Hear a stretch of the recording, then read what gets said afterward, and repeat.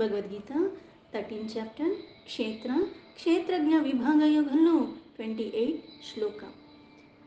సమం సర్వేషు భూతేషు తిష్టంతం పరమేశ్వరం వినశ్యత్ స వినశ్యంతం యః పశ్యతి స పశ్యతి.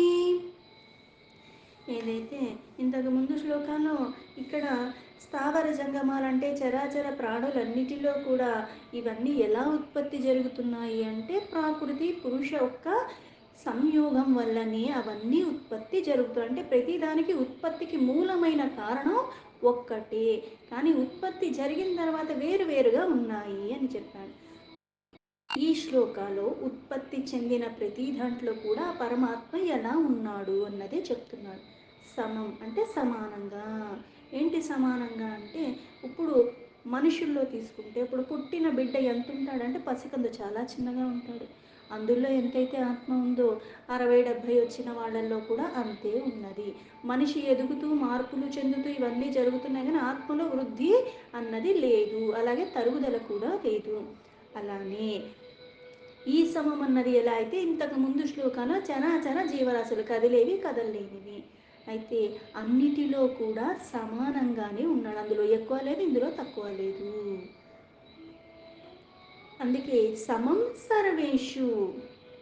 ఈ సర్వేషు ఏంటి? భూతేషు అంటే సమానంగా, సర్వంలో అంటే సృష్టిలో ఉత్పత్తి అవ్యక్తం నుంచి వ్యక్తమైన ప్రతి దాంట్లో కూడా సమస్తంలో కూడా సకల ప్రాణుల యొక్క సముదాయంలో కూడా సమానంగానే ఉన్నాడు పరమాత్మ.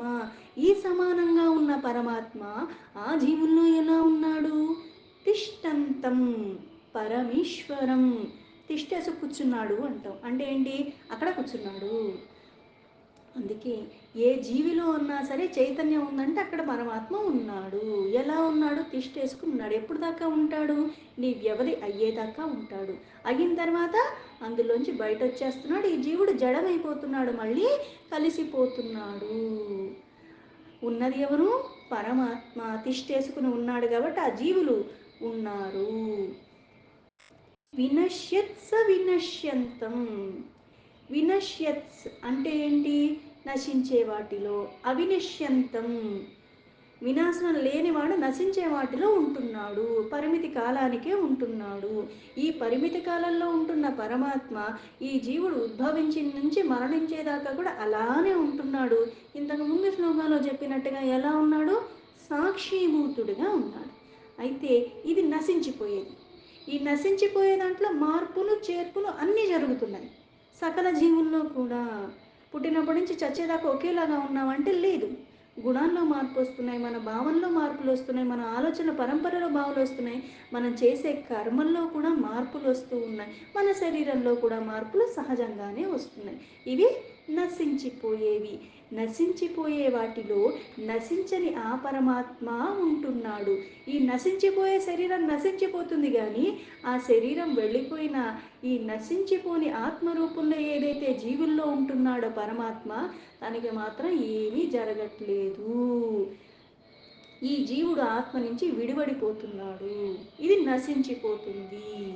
అందుకే అవినశ్యంతం, నాశనం లేని ఆ పరమాత్మ జీవుల్లో ఉంటున్నాడు. కానీ జీవుల్లో మార్పులు చేర్పులు వినాశనం ఉన్నాయి, కానీ ఆ ఆత్మకి లేవు. యః పశ్యతి స పశ్యతి. పశ్యతి పశ్యతి అంటే అర్థం ఏంటి అంటే ఇది ఎవరైతే చూడగలరో అది అక్కడ ఉన్నది, కానీ దాన్ని తెలుసుకునే వాళ్ళు ఎవరు? కొంతమంది.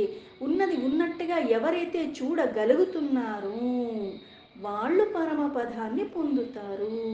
ఎలా అయితే ప్రాకృతి పురుష యొక్క యథార్థ తత్వాన్ని తెలుసుకున్నవాడు ఈ జ్ఞానాన్ని ఆధారం చేసుకుని ఆ పరమాత్మను సాన్నిధ్యాన్ని పొందగలిగిన వాడు.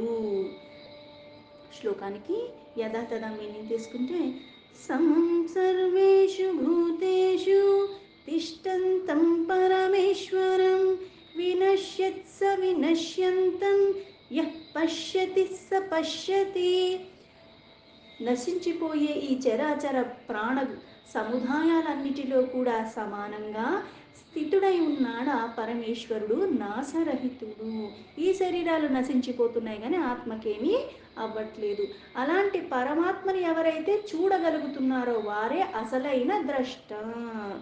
అంటే ఎవరు చూడగలుగుతారు? ఎలాగ మళ్ళీ దీనికి ముందు చెప్పిన మనసుకి, అలాగే ఇంద్రియాలకి గోచరింపనివాడు. ఇంద్రియాలకి గోచరింపనివాడు అన్నప్పుడు నేను ఎలా చూస్తాను అంటే, మళ్ళీ ఇంతకు ముందు అది ఆ ధ్యాన యోగంలో చెప్పినట్టుగా పరమాత్మను జ్ఞానం ద్వారానే నువ్వు అనుభవంలోకి తెచ్చుకోగలవు. కంటికి కనిపించదు. అనుభవం ఎప్పుడొస్తుంది అంటే సాధన సిద్ధించినప్పుడు, మళ్ళీ ఈ సాధన చేసే క్రమంలో నాలో శుద్ధత్వం పెరిగినప్పుడు, వికారాలు తొలగిపోయినప్పుడు, సమభావంలో సమస్థితిలో నేను ఉండగలిగితేనే అది నాకు సాధ్యమవుతుంది. అందుకే వేరువేరుగా ఈ నా కంటికి కనిపించే ప్రాణులేనా, కనిపించేవి కూడా బోల్డ్ ఉన్నాయి కదా, అన్నిటిలోనూ కూడా ఉన్నాడు. పైగా ఎలా ఉన్నాడు? ప్రకృతి పురుష యొక్క సంయోగంలోనే ఉన్నాడు. కానీ ఈ జీవులు శరీరాలు మారుతున్నాయి.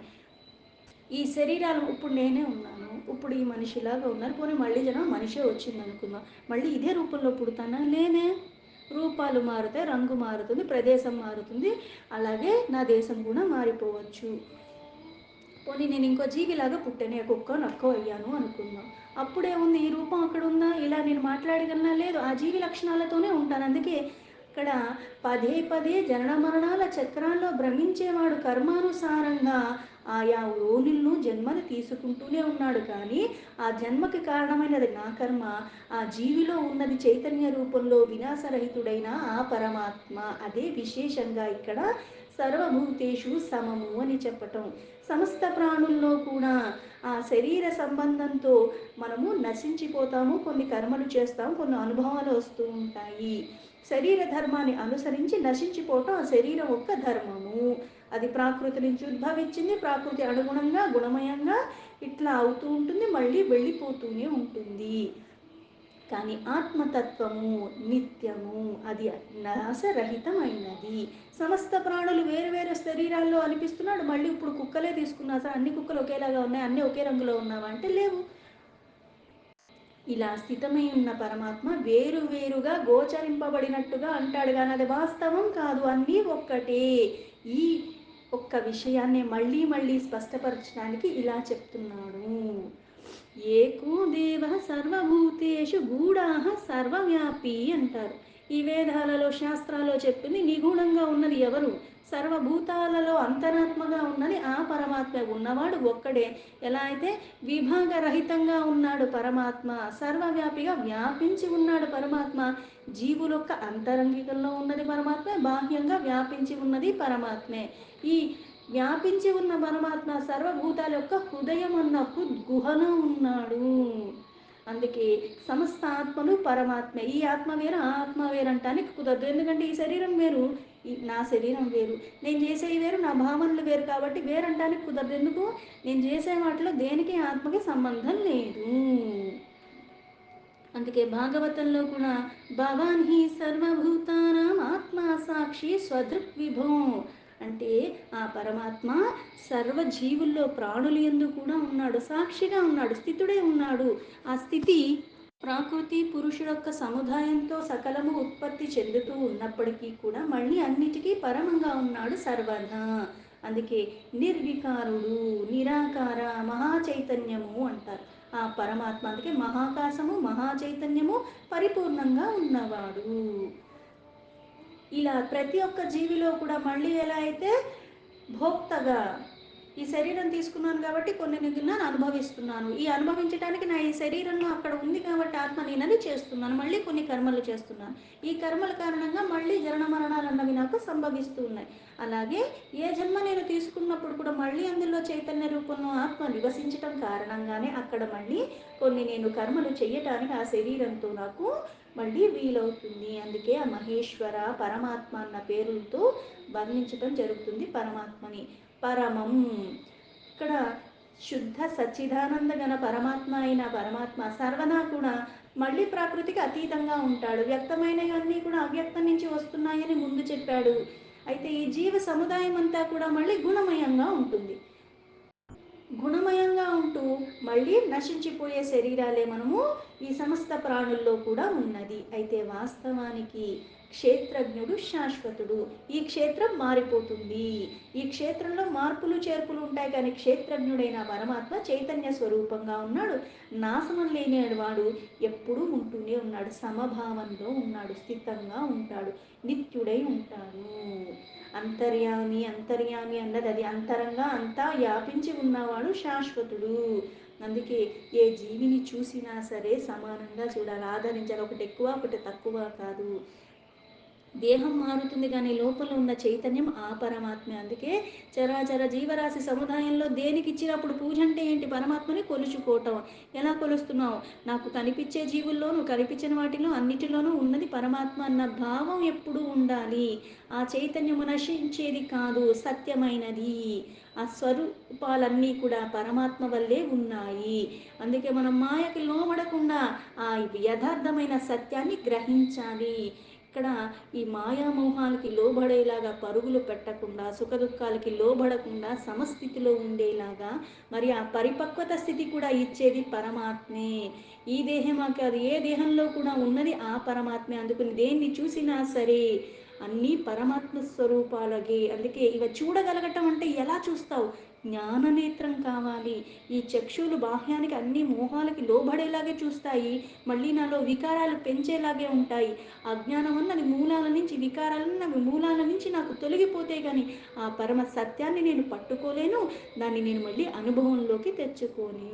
అందుకే ఈ కళ్ళు ఉన్నాయి కానీ చూస్తున్నాయి, పరిమితిలోనే చూస్తాయి. కానీ ఆ జ్ఞానచక్షు ఎప్పుడైతే వికసన జరుగుతుందో అప్పుడు ఆనందంగా సత్యమైన ఆ పరమాత్మ తత్వాన్ని రమిస్తూ చూస్తావు. జ్ఞానాన్ని సంపాదించుకోవటము ధ్యేయంగా పెట్టుకోవాలి. ఈ జ్ఞాన నేత్రం అన్నది ఏం చేస్తుంది? కనిపించేది అదే చెట్టు, కనిపించేది అదే జీవి. ఇంతకు ముందు చూశాను, ఇప్పుడు చూస్తున్నాను, కానీ ఇప్పుడు ఎలా చూస్తాను? అందులో ఇందులో ఉన్నది ఒక్కటి. స్వరూపాలు మారుతున్నట్టుగా ఉన్నాయి, స్వభావాలు మారుతున్నట్టుగా ఉన్నాయి, కానీ ఆ జ్ఞాన నేత్రంతో చూసినప్పుడు ప్రతిదీ పరమాత్మ స్వరూపంగా చూస్తావు. ఇష్టం చూస్తావు, ఇంకా ఇష్టము అయిష్టం అన్నది లేదు, రాగద్వేషాలు లేవు. ఎందుకు? ఉన్నది పరమాత్మ. ఇది ఇష్టం అంటానికి అది ఇష్టం లేదంటానికి కుదరదు. అంధకారం విడిపోతుంది. కళ్ళున్న గుడ్డివాడులా కాకుండా జ్ఞాన నేత్రాన్ని నేను తెరుచుకునేలాగా సాధన చెయ్యాలి. నా అజ్ఞానాన్ని నేను మూలాల నుంచి తొలగించుకోవాలి. జన్మ జన్మాంతరాల నుంచి ఏదైతే చేసుకుంటూ వచ్చానో ఆ అంధత్వం తొలగిపోతేనే అది నాకు స్పష్టత వస్తుంది. అదే జ్ఞాననేత్రము. ఆ నిజస్వరూపాన్ని అర్థం చేసుకోవాలి. ఆ నిజస్వరూపాన్ని అర్థం చేసుకోవటానికి కూడా అందుకే మనకి ఏం చెప్తారు? నిత్యము దాన్ని పట్టుకునే ప్రయాసే నువ్వు చేస్తావు. నువ్వు చేసినంత మాత్రాన నీకు అర్థమవుతుందా యథార్థం అంటే? అది కుదరదు. కానీ ఈ శరీరాన్ని వీడే లోపల, ఈ శరీరం ఉండగానే ఇంకో శరీరాల్లో అన్నిటిలో ఉన్నది ఆ పరమాత్మ అన్న పరమ సత్యాన్ని ఎరుకతో ఇప్పుడు నాకు అర్థమవ్వదు, నాకు కనిపించదు, జ్ఞానం నాకు రాదు, జ్ఞాననేత్రం అంతకన్నా లేదు, కానీ ఆ విశ్వాసంతో ఉంటాను. ఆ విశ్వాసం ఎలా ఉండాలంటే పరమాత్మ మీద ఏకీభావ స్థితి, ఇది వేరు అది వేరన్న భేదం లేకుండా ఉండేలాగా ఉండాలి. ఉన్నది పరమాత్మ ఒక్కటే. ఒక్కడే అనేకమై అవుతున్నాడు, కానీ అక్కడ ఉండి ఇక్కడ ఉన్నట్టు, ఇక్కడ ఉండి అక్కడ లేనట్టు కాదు పరమాత్మ. అన్నీ పరమాత్మమయమే. కాకపోతే పరమాత్మ ఎలా అయితే ఆ శాశ్వతుడైన వాడు ఆది మధ్యాంతర రహితంగా ఎప్పుడూ ఉంటున్న ఆ పరమాత్మ ఈ జీవులన్నిటిలో కూడా సమానంగానే ఉన్నాడు. నువ్వు ఎక్కువ, ఇంకొకళ్ళు తక్కువ కాదు పరమాత్మకి. నీకు కొంత ఆయువు ఎక్కువ ఉంది కాబట్టి నువ్వు కొన్ని కొన్ని చెయ్యగలవు, కాబట్టి ఈ జన్మను సార్థకం చేసుకునే విధానంగా సకల జీవులతో కూడా నువ్వు అలాగా సామంగా అంటే సమానంగా సామరస్య భావనతో అన్నిటినీ నువ్వు ఉద్ధరించలేవు, కానీ ఆ భావన మాత్రం నువ్వు నిన్ను ఉద్ధరించుకోవటానికి అది సమస్థితిలో ఎల్లవేళలా ఉండేలాగే చూసుకోవాలి. అది లేకపోతే మళ్ళీ ఎలా అయితే చేతికి నూనె రాసుకుని ఎంత నేను పైకెక్కుదామని ఆ తాడును పట్టుకుని ఆధారం చేసుకుని వెళదామన్నా సరే అది సాధ్యం కాదు. ఈ జిడ్డు తొలగించుకోవాలి, ఈ వికారాలు తొలగించుకోవాలి, భవబంధనాల నుంచి నేను పరమాత్మకే సమర్పణ భావంతో అలా నేను నిత్యము ఉండగలగాలి. అప్పుడే అది నాకు క్రమేణా, ఒకేసారి నేను అన్ని అంతస్తులు దాటలేకపోవచ్చు. మెల్లమెల్లగా మెల్లమెల్లగా ఎక్కింది మళ్ళీ దిగజారిపోకుండా, జారనవ్వకుండా దాన్ని ఎప్పుడూ అలా పట్టుకుని ఉండేలాగా. అందుకే ఈ జన్మలో కాదు, ఏ జన్మలో అయినా సరే పుణ్యప్రదమైనవి చేసినప్పుడు ఏమవుతుంది? అది నా ప్రతి జన్మకి అది క్యారీ ఫార్వర్డ్ అయినట్టు. అకౌంట్లో డబ్బులుంటే ఏమవుతాయి? ఈ నెలలో వేసినా వేయకపోయినా పోయిన నెలలో అలాగే ఉంచాను అంటే నెక్స్ట్ మంత్కి కూడా అయ్యే ఉంటాయి అకౌంట్లో. అలాగే నా పుణ్యం కూడా అందుకుని ఎరుకతో చెయ్యాలి. జ్ఞానం లేదన్నది వాస్తవం, కానీ అజ్ఞానానికి మళ్ళీ దూరం చేసుకునే ప్రయత్నం మటుకే చెయ్యటము. దీంతో భగవద్గీత 13 చాప్టర్ క్షేత్రజ్ఞ విభాగ యోగంలో 28 శ్లోక సంపూర్ణం.